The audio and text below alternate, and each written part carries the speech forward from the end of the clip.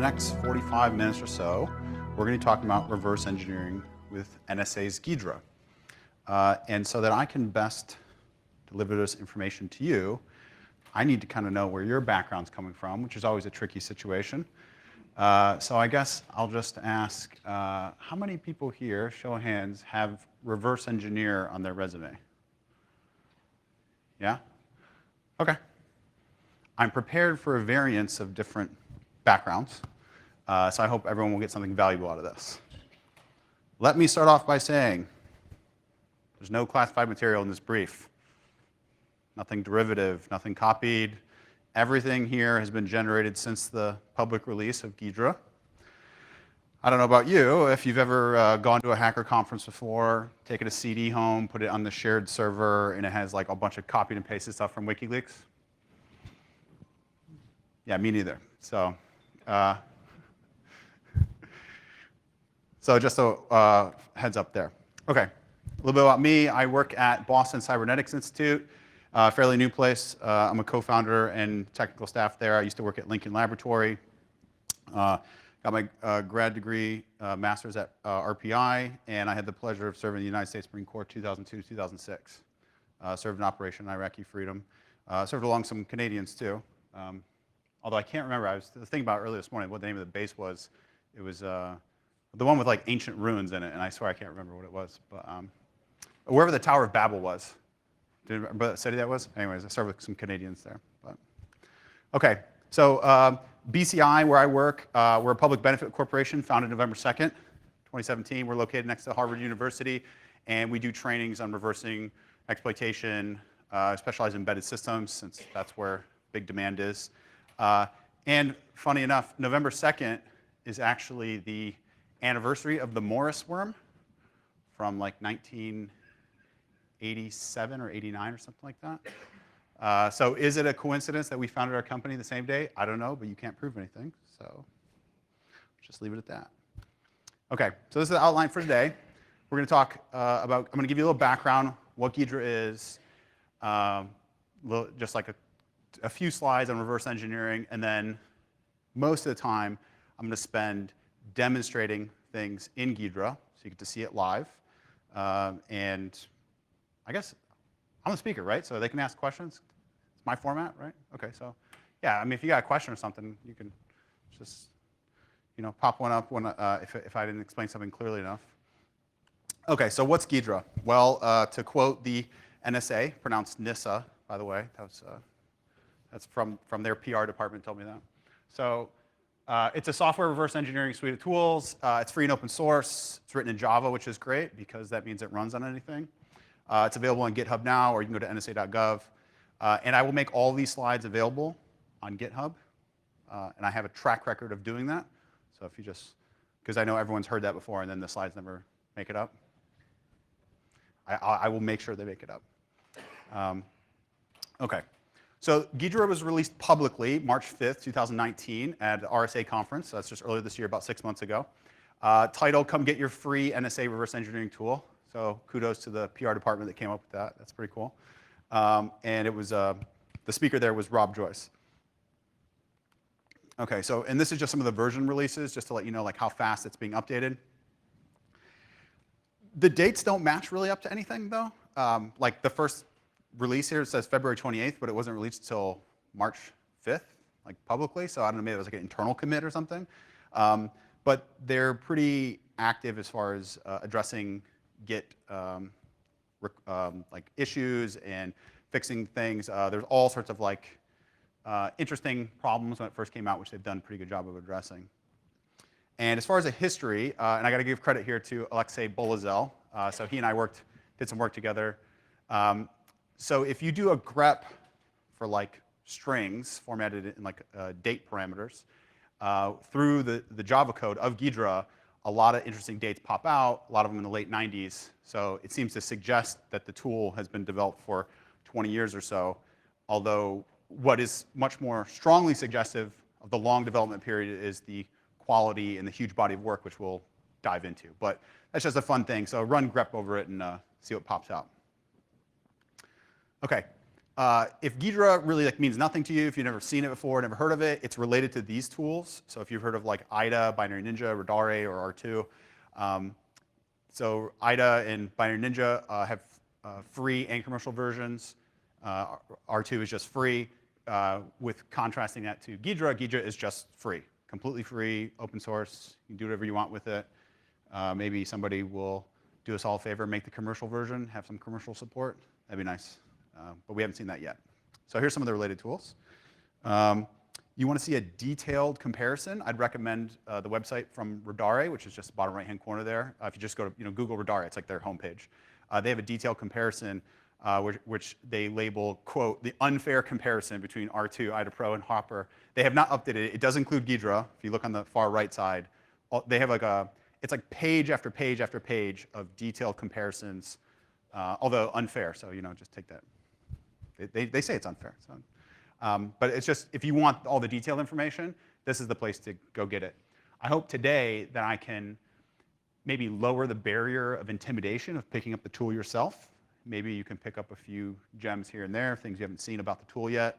And then I'm going to be around you the rest of the day and tomorrow if anyone wants to deep dive into Ghidra, talk about some real technical questions. Okay.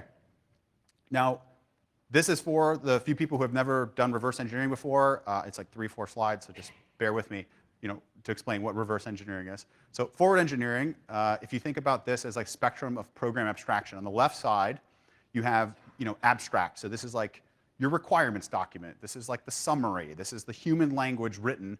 And the far other side, the concrete side, is the binary. This is the thing you ship out. And the process to go between those, maybe you have a human that takes the requirements, makes pseudocode or UML diagrams or what have you. From there, pseudocode, you may have a tool assist or another just human-generated process to do C source code. And then finally, you do a compiler, assembler, all the way down to a binary. Well, reverse engineering is the other way around. And funny thing is, I've only heard reverse engineers call this forward engineering. Everyone else just calls it software development. But when you're a reverse engineer, you find it's a helpful qualifier to know. So reverse engineering is the other way. So this is kind of like a you are here situation. It's you're just given a binary, and somebody asks you a question, but that question came from the far other end of the spectrum. So they're like, what does this program do? And you're like, well, okay, how big is my team? How long do I have? What do you need it to do? These are one of several questions you could ask. What does this program do? You could ask other questions too, little spicier questions like, who made this program? Or did we make this program? And now other people are using it? That's a question some people have to ask themselves sometimes too, right, if you read the news. Or maybe you'll say what are the hidden capabilities in this program that were unintended and now we'd like to use to our advantage? There's a lot of questions you can ask. So reverse engineers start over here. This is the forward engineering. Reverse engineers just go the other way. So you start there with the binary. Then you have a disassembler. Then you go from assembly to C source code or something approximating it using a decompiler. And then as of right now, we still have to use a human to take it from the decompiled code all the way up to that executive summary that's going to land on someone's desk and people are going to make big decisions based on. So today's talk, Ghidra, is about those two big red arrows on the right. So Ghidra is a disassembler and decompiler and a whole lot more that goes with it, but that's primarily what it does. So it's just a little bit of context about what reverse engineering is and what Ghidra can do for you. All right. Now we get to go see some Ghidra stuff. So.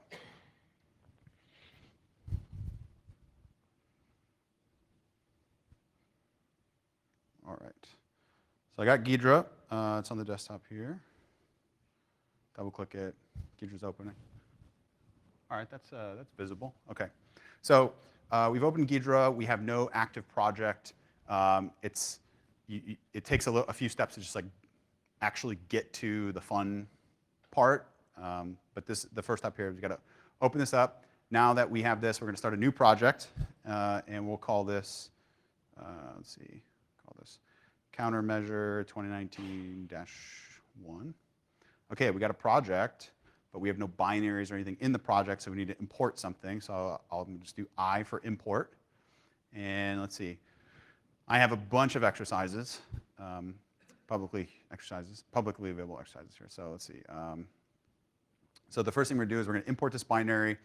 Ghidra is going to do a little bit of parsing for it. Let's see, can I? All right, there we go.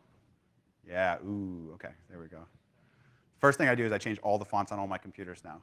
I don't have to wear glasses, or maybe I do, but I just refuse. I don't know. It's one of the two. So Ghidra identifies it with this basic parsing information. You know, looks at the magic numbers, the headers, things like that. Okay, it's an ELF file. It's written in ARM. So we'll say OK. And now it's going to give us just a little bit more of the metadata of, like, you know, what's going on with this binary. Good for record keeping. Okay.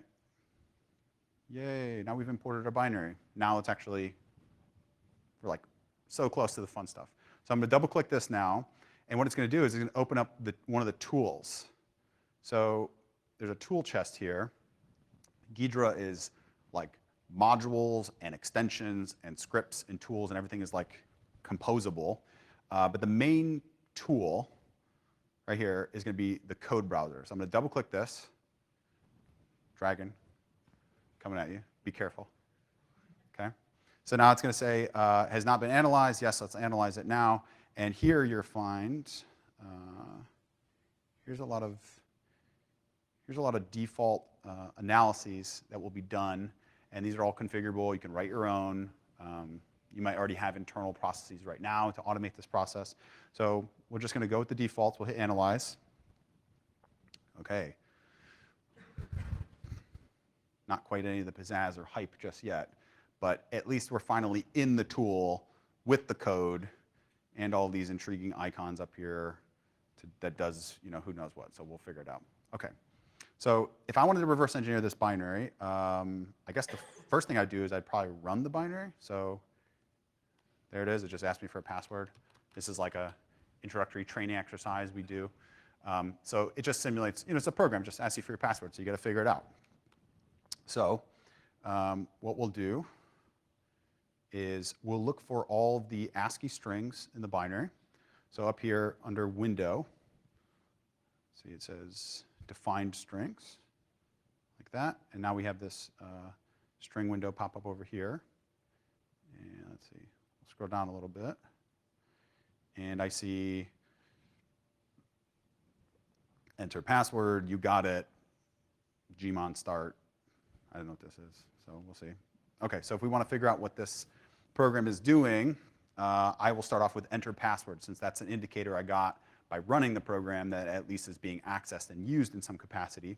So what I'll do is I'll click on this, and over here on this window, this big window, this is like the, well, it's called the listing window, but it's kind of like the main window. It's the one that contains the code. It's the one that you'll most often be spending time in. And what you see that it's done, by clicking on the string, it's jumped me over here to where that string is stored in memory. Okay. So I don't really care so much about where it's stored. It's probably stored in the data section, read-only data, whatever. I care about where it's being used. So my next step here is I'm going to say, okay, well, where is it being used? So I'm going to click on the symbol, go to references here, and then down here it says show references to.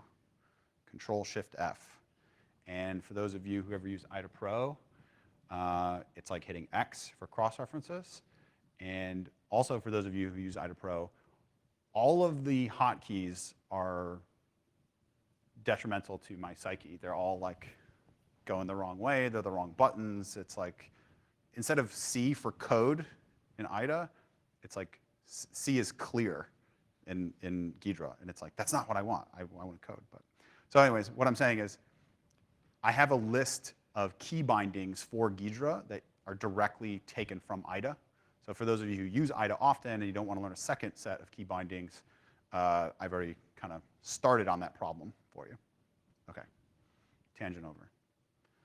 So I found the string. Now I want to do a cross-reference of where the string's being used, which I've done here. I click on this. It takes me to the part of the code in which the string is being used.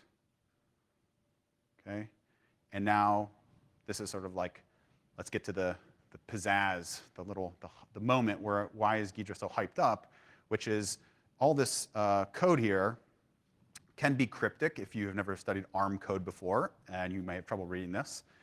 So the big thing about Ghidra is the decompiler. So what I'm going to do is up here, display decompiler. And now on the right side, come on, we can do it. Let's do it together. Trackpad. OK.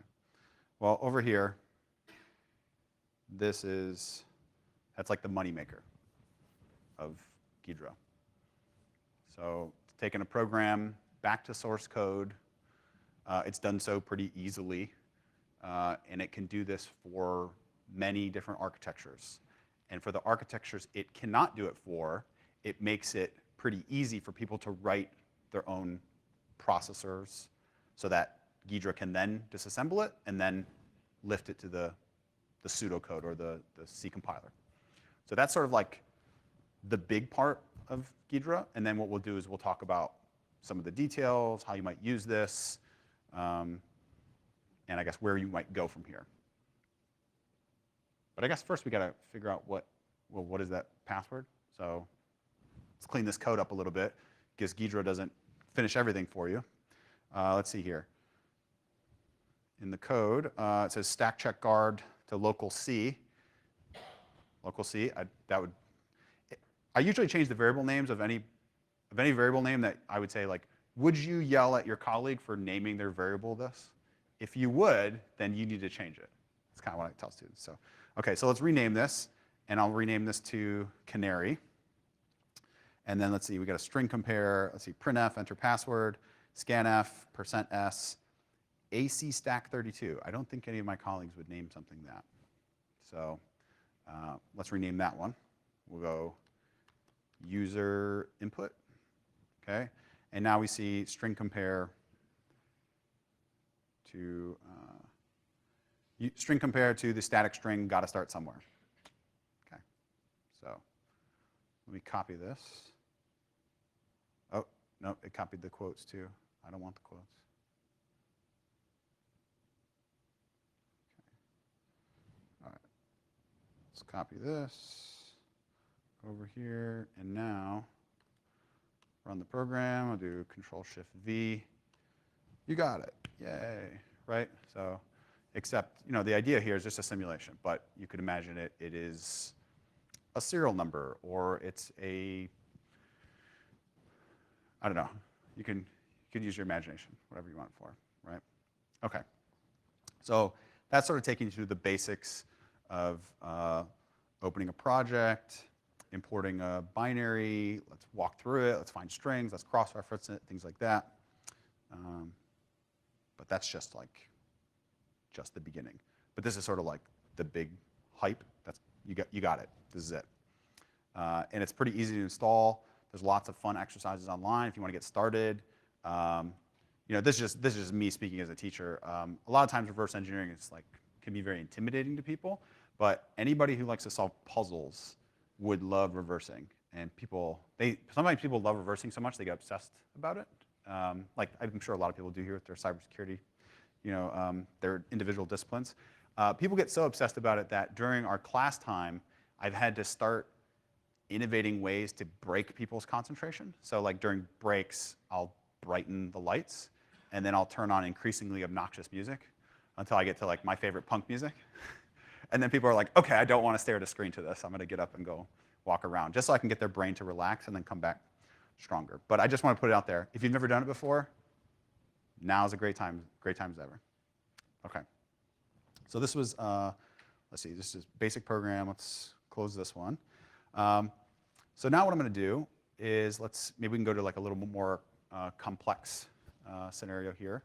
And we can take a look at bulk importing. So what I'm going to do here is I'm going to do a new project. Let's call this bulk import. And now I'm going to go to File, Batch import, batch bulk. You get the idea. So go to my class directory. Let's go to exercises, RE, ARM. And then, yeah, let's go. So now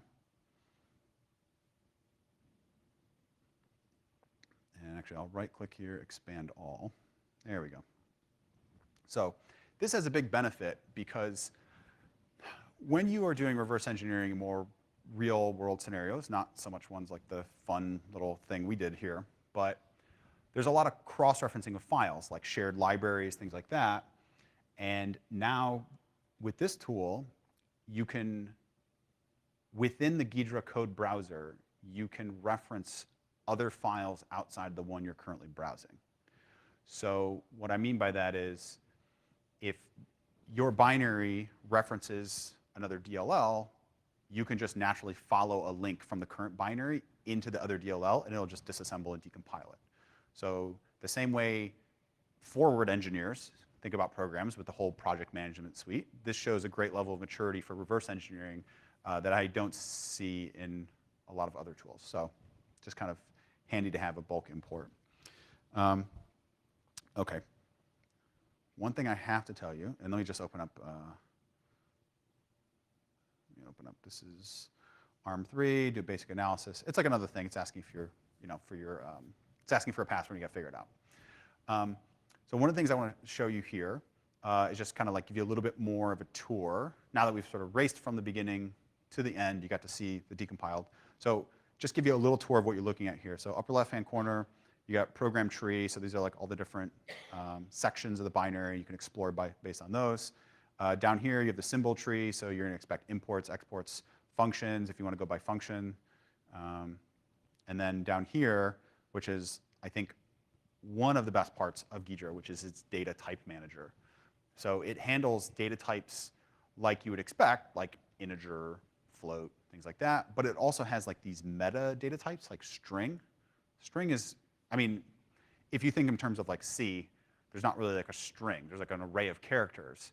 But using C++ and other libraries, extension libraries, you start to get these more extendable methods. Well, Ghidra now has that with its meta types. And of course, like most reversing tools, you can define your own type. So my colleague, Evan Jensen, he's got this great demo, which I don't have it here, about making a PNG type. And Ghidra will actually, you can parse a PNG out of a binary, and Ghidra will just display it to you in line. It's kind of like if you're in MATLAB or something, or you use Jupyter Notebooks, you just like see the graphs in line. Ghidra will display, it'll display an int, it'll display a float, it'll display a PNG, like right in line. So it's kind of nice. So you got program trees, symbol tree, and then down here you got console. So this is like for scripting. So what we've covered up until now has been mostly just manual. Well, I guess it's all manual. So this is like you're clicking icons, you're relying on the intuition of a human to go back and forth, and that's great, except when your binary has like 10,000 lines, it's like 10 megabytes, or say you have 100 binaries because you're loading in the file system from a firmware, right? Okay, so you got to start going automation. This is where Ghidra shines too, not just in its disassembler decompiler, but also in its automation. So up here, you got a green arrow, display script manager. Let's check that out. And this comes bundled with 240 scripts. And it covers all sorts of different architectures in both Java and Python.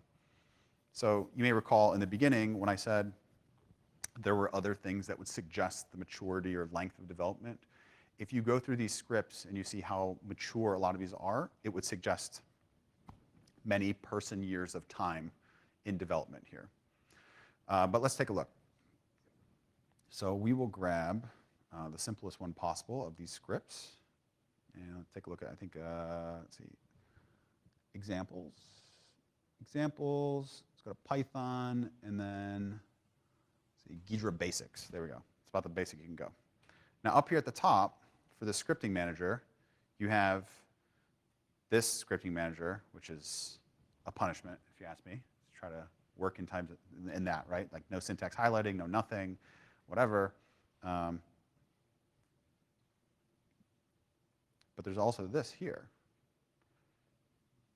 So Ghidra has a very mature Eclipse integration, so that you can launch Eclipse from Ghidra, and you can edit You can do projects. Everything that you use Eclipse for in your normal Java or Python program development is now what you can do for your Ghidra scripts.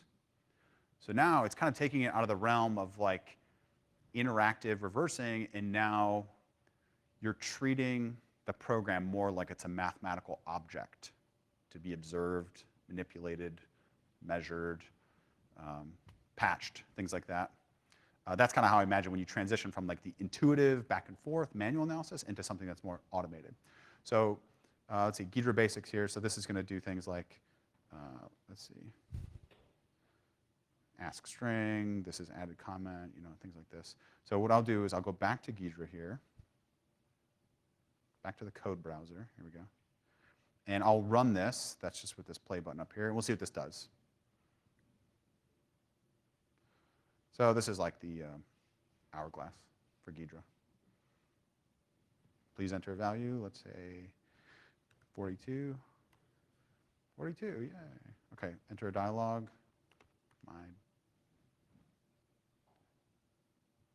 My dial. OK, how about that one? Unrecognized dial. OK, let's pick. Built-in types. Let's go with char.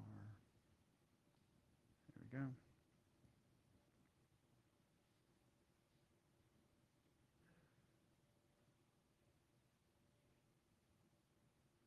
OK, and then you'll see in the scripting here, it took in our input. This looks like it's a dump of strings. You've chosen a data type or whatever, and so you just see the output there. And it supports both Java and Python. Now, because Ghidra is written in Java, you'll find that for the biggest changes you'd like made within Ghidra, you'll want to use Java. So Python is good for like automating routine tasks, but if you want to like extend Ghidra, then I'd recommend using Java. And let me show you kind of like some backup of why I think that. If we go to right here, referenced libraries, this is really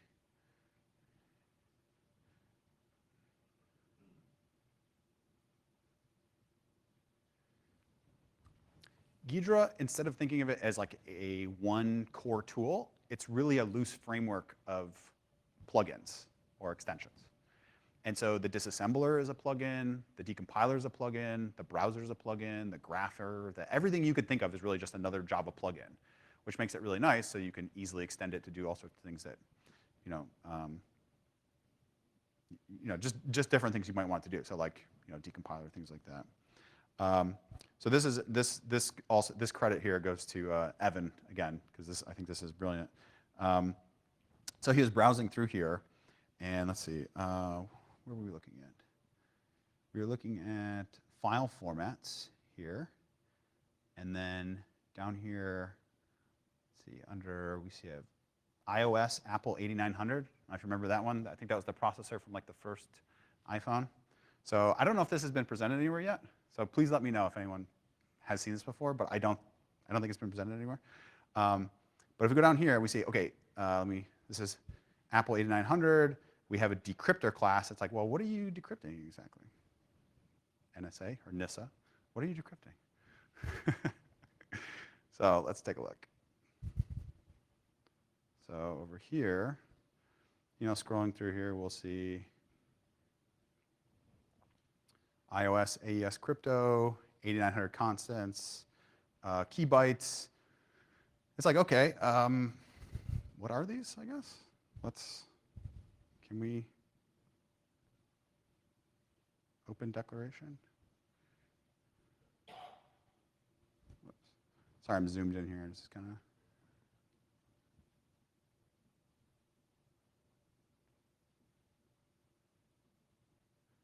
There we go. OK. So I think NSA included in its release of Ghidra in the AES key from Apple to decrypt its 8900 firmware images, I guess, which is like weird. I mean, it's not a big deal in terms of like confidentiality or anything, because that key has been leaked for like a long time. It's just funny that the US government has private companies' private keys in a tool that it released. So But I really wish I could take credit for that one. I just can't. Or the liability, really more important. So that's my colleague, Evan Jensen, is his name. So he found that one. OK. So that's scripting. Let's see. That's modules. That's Apple's AES key, I guess. Let's see. OK. OK, so we did bulk import. Let's see. OK. I got to tell you about the help system. So I talked about the maturity of this tool. Some reversing tools they don't even have like any information about how they work, but rather like people have to keep figuring it out over and over again. Like there's like the documentation, like the tool's evolving so quickly, the documentation doesn't keep up. But with this tool, I found a strong contrast to that in that the documentation is thorough, it's very helpful, and it's available through F1. So let me give you an example here. So up here at Program Tree, I said, here's all the different segments. And if I right-click here, it's going to offer me this, modularize by, I'll zoom in here. So I can modularize by, and let's do complexity depth or dominance. You know, like I don't know what these things are, right? But let's see. So modularize by dominance, and here we go. So it's basically laid out all of these different things, like in some order in which I might inspect the binary. Now I show you that because I want to show you, like at any given time, if I don't know what dominance is, what I'm going to do is I'm going to hit F1. And what this has done is Ghidra has a context-sensitive help menu system. You can be 7 layers deep in a context menu, or you can be in a certain window, and you hit F1, and it doesn't bring up, like, go see here. It brings up, like, a thorough article, something that's very helpful.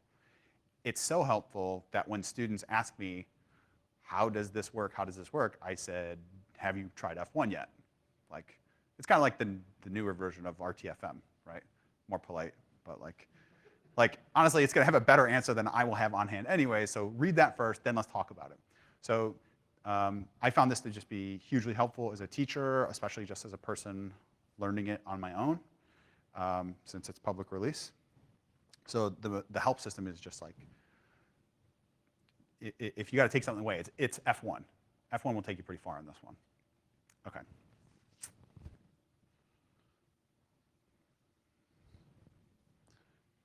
All right, let me pause here from all these different demos, because I think I kind of hit like a lot of the big stuff here. And I'll leave a lot of room for questions. And so let's see here. I wanted to answer some management questions about this, because a lot of the hype around Ghidra has been like, you know, here's the latest firmware. I didn't show you the firmware. I'll have to show you the firmware. So we'll import some firmware here. But I wanted to make sure I cover this too, which is I get a lot of questions from managers, and these are the big ones. If you got some more, then I want to hear some more. But the first one I'm thinking is, you know, should my team be using this? Well, if you accept the definition that I gave in the beginning of the talk about what reversing is, going from a binary to answering questions, it is likely that your team could find Ghidra useful. Now, this one kind of comes hand in hand, which is, will attackers use this against me? And it's like, well, if the NSA doesn't like you, then they've been doing it against you for like 20 years. But yeah, attackers are going to be using this.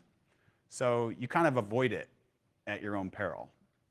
It's like, it's 20 years old, but how many millions of dollars of funding have gone into this, I can only speculate.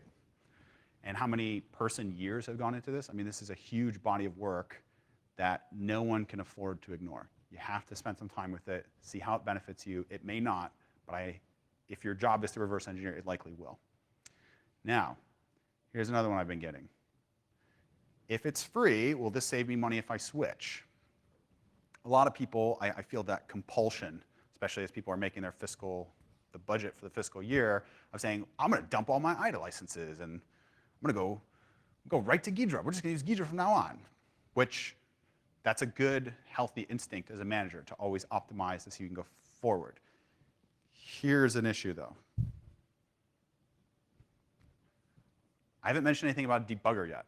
There's no debugger. There's no dynamic analysis in Ghidra publicly available yet. I have 3 points of information for you. One, I have a slide from Rob Joyce, which is publicly available online. On the right side, he has a cool graphic or whatever, right? So it's like, yeah, debugger, coming soon, I guess. The second one is there is a quote from him from the register, which basically just quotes his slide. And then thirdly, during Recon earlier this year, can I get a show of hands? Who was at Recon? Yeah? A few of you were there? OK. Recon's I had a good conference.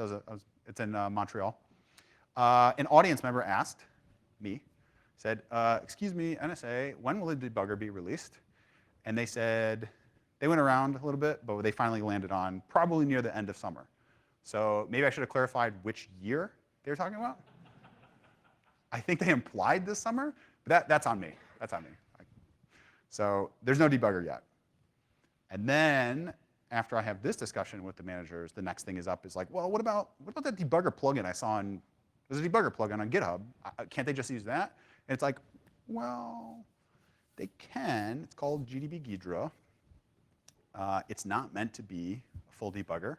It's sort of like takes the state information found by GDB and displays it in Ghidra, which is useful. But it's not a replacement for debugger. It's not a replacement for all of the mature tooling around other debuggers like GDB and IDA Pro's integration GDB. So if I were to try to answer that question, will this save money if I switch? OK.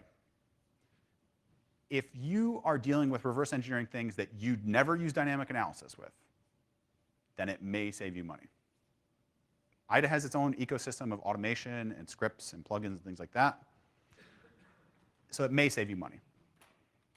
If you do use dynamic analysis, if the things you reverse engineer are within a mature enough ecosystem in which debuggers exist, Ghidra is not a replacement. Don't let the free kind of entice you past it and just say, oh, I'm going to train up my team on I mean, I train people in Ghidra. I love Ghidra. It's great.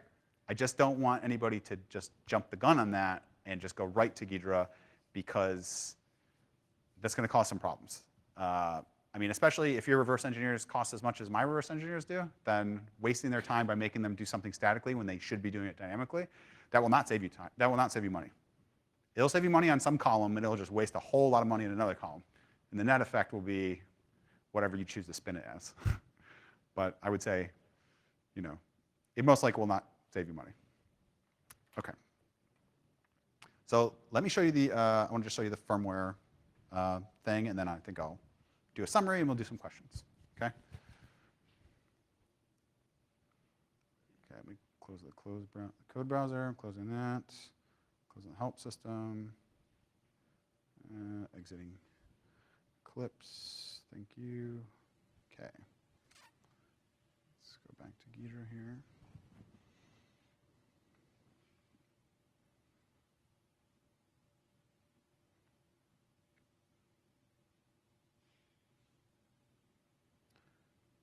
OK. So this is the firmware from a Linksys E2500 router. And I have extracted the firmware using binwalk.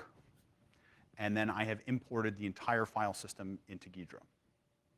So any file that references any other file, I can easily navigate through that system, start marking things up, put comments in, put tags for my colleagues about what they should be looking at. I mean, there's about 100 features in Ghidra that I just don't have time to go into. There's a lot of collaboration utilities built in, too. OK, so we're in here, and we'll go down to, let's see, user, sbin, and there we go, HTTPD. So while this is loading, I'll just mention that the collaboration utility that I reference is that in the beginning, when I say start a new project, it'll say non-shared or shared project. So Ghidra has like a built-in git commit-like system in which I can check out a project, make some changes, annotate some things, and check it back in, and then you can see the differences. So that's another thing that points to that maturity, because if you are an institution like the NSA, maybe you do have 20 people for one project. That's very unusual to see a private organization have 20 people on a reverse engineering project, because their reverse engineers are pretty hard to find. We're trying to make more of them, but they're hard to find. So that collaboration utility is very useful. Okay, so through here, I'll go for strings, and it's a old firmware. So we'll look at CGI, which I can't remember what CGI stands for anymore. Common Gate Interface. Thanks. So, and then we'll go look at these and go to the cross-reference this. That's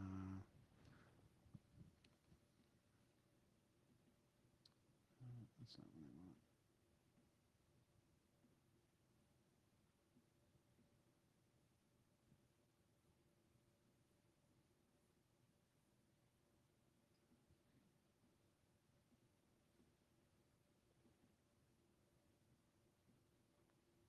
See if this decompiles in any. Oh, you know what? I didn't do an analysis when I started, but okay. Well, what I really wanted to show you was that you can bulk and import an entire firmware system and then just start working on it together like that. Okay. So, what are some of the things you want to take away with this talk that I've talked about so far? And I look forward to questions, during this time and afterwards. Let's talk about. Okay, it's free and open source. That's important, especially in an educational environment where nobody has any money. It's a good disassembler, it's a good decompiler. It's extendable and scriptable through Java and Python. And the debugger, don't wait on it. Just don't wait on it. I mean, I have heard rumblings and rumors throughout the community for a very long time about how this tool, some tool from the NSA, was coming out sometime. And just based on that anecdotal data point from my own life, I don't know when this debugger. I think somebody will write the debugger and publish it on GitHub faster than they'll release it. And I would love for the NSA to prove me wrong. NSA. Okay. Generally not a replacement, and avoid learning it, at your own peril.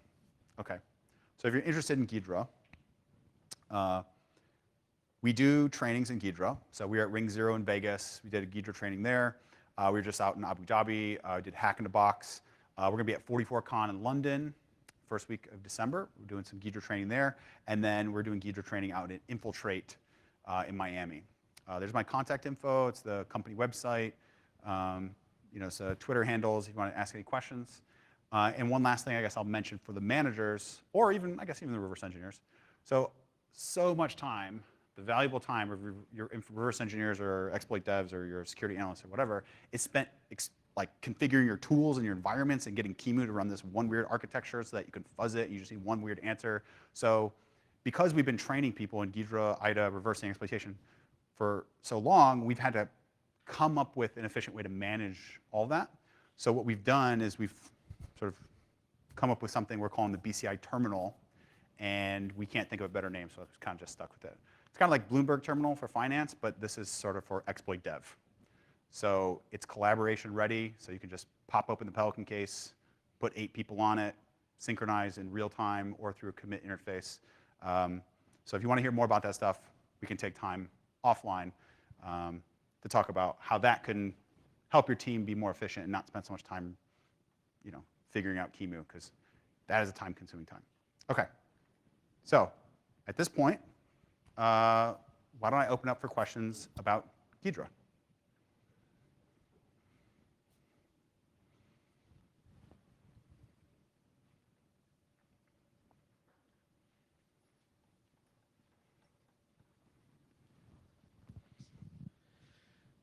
So I assume that you've used Binary Ninja, you've used IDA Pro, you've used possibly Radar 2. How would you compare Ghidra to those 3 different products as far as functionality, ease of use, and what it can provide?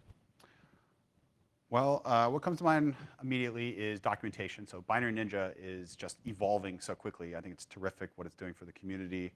I think the best documentation for Binary Ninja is its own code, I guess, as opposed to a mature documentation system.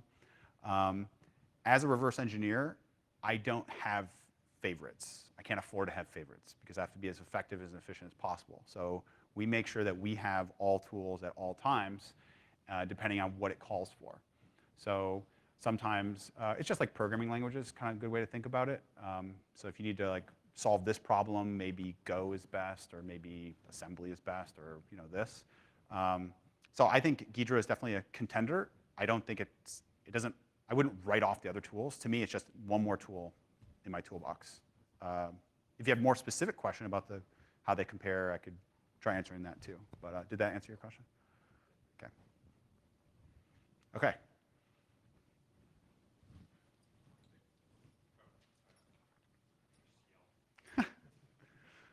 Don't yell at me. What does the developer community around Ghidra look like right now? It's a Java-based tool, which is not typically used for most reverse engineering tasks, so it seems like it's very specialized, but is 90% of the development still being done by NSA, or have other folks started to dip into it? I certainly cannot speak to the percentage of development being done by NSA. I can speak to the community outside of NSA, which it seems to be a vibrant, enthusiastic community of a small group of people. What I have seen as far as like blog posts, Git commits, things like that. I think there's like a little bit of teasing about like, oh, Java, it's not the new hip language, but ultimately reverse engineers don't care. They don't. What do they study assembly because it's hip? It's not, right? It's because that's what you need to know to get where you want to go. So I think a great place to start is GitHub, and I got some slides here. Here we go. So interoperability plugin. So people are developing already, like right away, how to interface with GDB, how to interface with R2.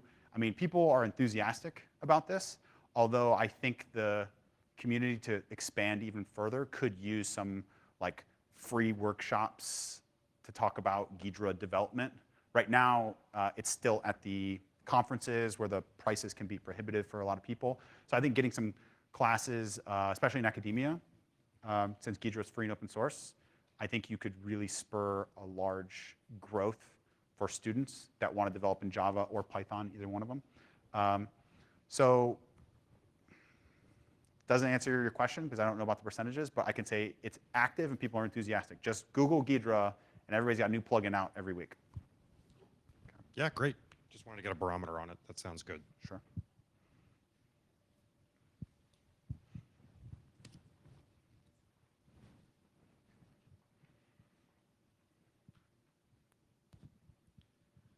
Can you touch a little bit more on the collaboration part of Ghidra, how it works, if people can work simultaneously or it's only serially?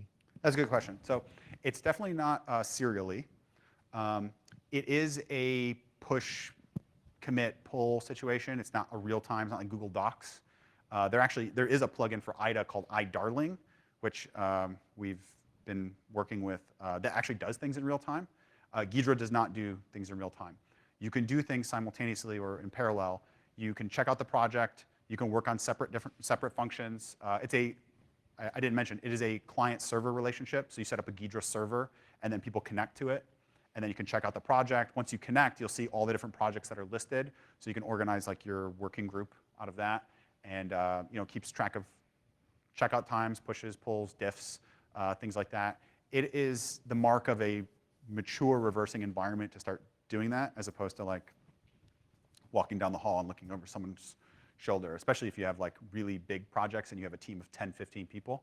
That's a problem that I just haven't heard many managers in the private sphere really complain about, because they don't have 15 reverse engineers on one project. So I just can only speculate that that is a problem that NSA they had a long time ago, and they had to solve it. So client-server relationship, work in parallel, push and pull, commit, timestamps, but not real time. Okay.